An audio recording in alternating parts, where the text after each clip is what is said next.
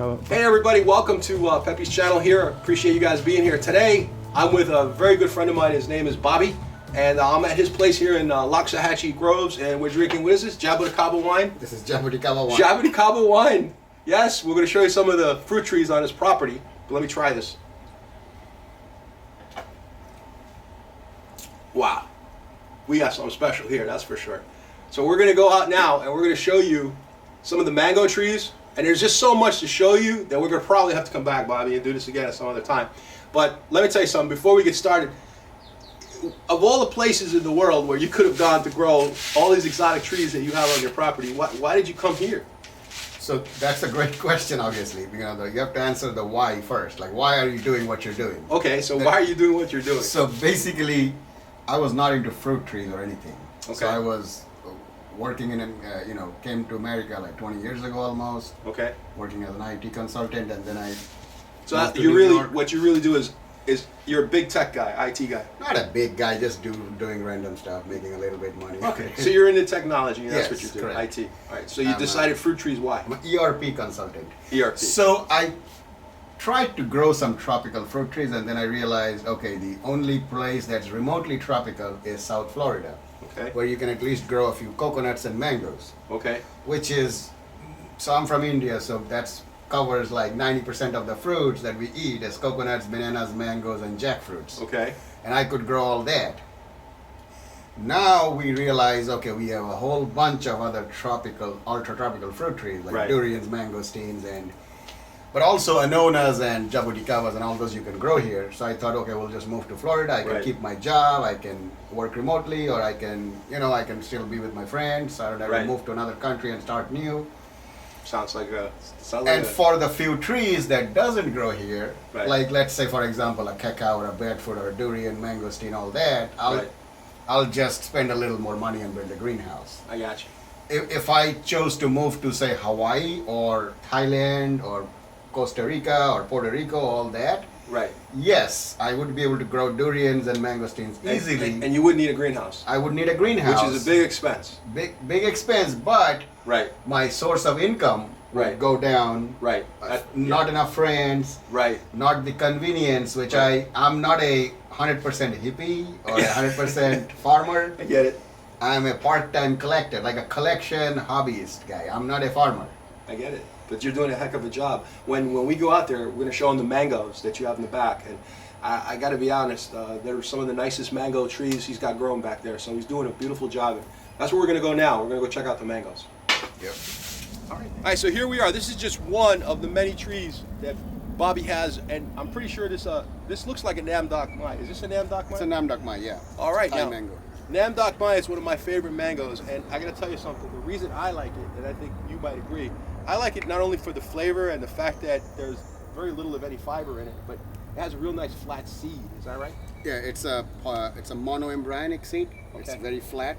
Okay. That's why it has only one embryo, so they do not come true to seed because it's a monoembryonic seed. But that also makes it very small seed. Right. So you have this particular tree though is kind of compact. Is that its natural type of habit, or is it because you've been training it that way? It's not compact, it's not a dwarf tree, although I heard you mention there wasn't dwarf, but this is not a dwarf, so which is not a problem. So I prune all mango trees at 2 hands length from the trunk. So anytime you get 2 hand length, it's whacked.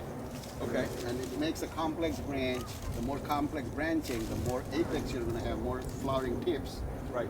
So mangoes are panicle forming flowers. So each tip will have multiple flowers. The more you prune, the more endpoints you're going to get. More panicles and more fruit. More fruit. Beautiful. So mangoes don't like humidity. They also don't like too much rain because that brings the anthracnose and then the powdery mildew. Well, the powdery mildew is okay for the rain actually washes it off. Okay. But anthracnose, it comes from the fungus, and you get the tip that gets brown even with a lot of water. So that is a problem with places with high humidity. And even Florida is not a very high humid place compared to, let's say, Malaysia. But still, that's why you don't see a lot of mangoes in Malaysia. Okay. But it's humid enough to cause a problem with mangoes. Well, it seems to be a big problem for a lot of people down here. And I hear people like, they'll use sulfur, they'll use copper. Can you tell us when you would use copper or sulfur, for example? So sulfur and copper, most minerals are antimicrobial. Okay. People don't know this. Like even potassium and magnesium are antimicrobial. Right. But sulfur and copper are good contact fungicides Right. for anthracnose and powdery mildew. Okay. If you have powdery mildew, you can take like elemental sulfur and dust it. Use a duster to dust it, Right. and hope it doesn't rain. Right. That'll Yeah, get rid of the then powdery washes it mildew. away. The anthracnose, the easier route is to go a systemic fungicide, which is not. I don't use that. Right. I don't. People use that all the Yeah. time. though.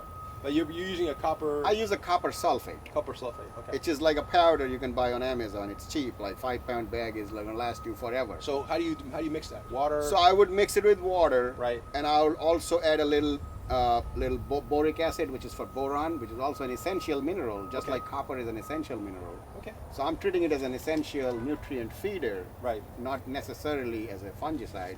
Right.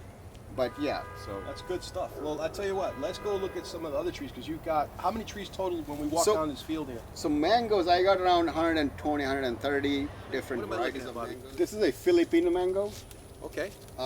similar to the Namdok Mai. Yeah, it's a similar shape. It doesn't have as much of It a. doesn't have the beak, Right. but it has a uniform. But I love this mango. Very Yeah. sweet. Is that just called Philippine mango? That's it. It's from Philippines. Okay. That's all I know. I don't know much about it. So going all the way down here, all the way down to the end, Yeah. I mean, in front of me, there's only a few trees looking this way towards the camera, but behind me, you've got tons of trees back there. Oh yeah, they're like all kinds. I got lemon zest, orange sherbet, Glen, Glen, Spirit of lemon zest, 76. spirit of. What do you think of? What do you think of orange sherbet? I mean, I've heard mixed That's reviews. a great mango. Is it good? It's like has the best of the both worlds of the Asian mangoes and the Indian mango. It's like has a nice flavor, Okay. but also at the same time mild and juicy. How's the fiber on that one? Not a whole lot of fiber. Not a Almost lot. like a Namdok Mai. Oh yeah. Okay. So orange the sherbet. Indian mangoes have a little more fiber, a little more flavor, but so it has a lot of flavor without the fiber. I got you. Now, what about raw honey? Have you ever heard of that one? Yes, I have a raw honey. You yes. have raw honey. Yes. Okay. Is that one as good as orange sherbet? You know, mango is not good or bad, right? It's a very personal taste, right? subjective thing. I So got you. raw honey is like more like a honey. Yeah, it's just Okay, like a honey. I'll be It's honest like- with you. I didn't like. I liked orange sherbet so much more, my personal preference, than raw honey. But I guess, like you said, I would it agree depends. with you. I would think agree with orange you. sherbet was better. That's The just orange my sherbet not only is more juicy and has a firmer texture, Right. the raw honey is a little mushy, can get a There little you go. mushy. I think you hit it like right on the head. All right, let's Yeah. go look All at. All right, now this little guy is an interesting little mango. What do we got here? This is a Venus mango. This is a late season mango, makes big fruits, but also you would think like a big mango doesn't have flavor, but Right. it does. Venus mango. Venus, like the planet Venus, yeah. And compact tree, big tree, medium tree. I don't pay attention never to the size of the tree because I prune even a dwarf to tall. I don't care what size it Okay, gets. I got you. So you're doing a good thing because a lot of people, like I was in a yard. Well, I'm sure many people have seen this. You go to people's properties and they've had a tree that's there forever and they've never pruned it, and now they can't even get to the mangoes. And not only that, but it's not as productive. It's bird food and furniture. Yeah. Would you agree with me that the compact It's a great tree, idea if you're making mango barbecue, like with the mango wood. Okay. That's yeah. a great idea. Some people use it, mango woods for barbecue, but I don't. So Okay. So basically, the compact tree is going to be easier to maintain, and you're also going to probably get more fruit. more fruit per cubic meter of the volume. Right. So you're gonna get more fruit. Of course, a bigger tree is gonna make more fruits. Yeah. But if you take care of the per acre planted land, a smaller tree is gonna produce like 3 times the more fruit. Okay, here's another thing. Nitrogen, right? People talk about nitrogen and fruiting. Can you touch a little bit on the importance or the importance or maybe the reliance on too much nitrogen? Because my understanding, of course, is that these guys need very little nitrogen. And in the beginning, yes, but as they get more mature, less and less nitrogen. So nitrogen is the protein that we all need. Okay. So it's the amino acids. So the nitrogen is what makes grass grow. It's gonna make the mango grow. You're gonna have a beautiful mango. Right. Trees without any mangoes. Okay. And too much nitrogen during the fruiting stage will also cause the mango to be green. Okay. It's the potassium that makes it red. Okay. So the potassium also helps with glucose metabolism. So Right. the leaves take up the sunlight and Right. photosynthesis causes Exactly. the sugar and all that. Right. in order for the fruit to form and absorb that sugar, you need Right. potassium. Okay. Without potassium, you can't make fruits. Right. So too much nitrogen, not a good thing. Maybe a little bit more in the younger stages of the tree, but as they get more and more mature, less and less nitrogen.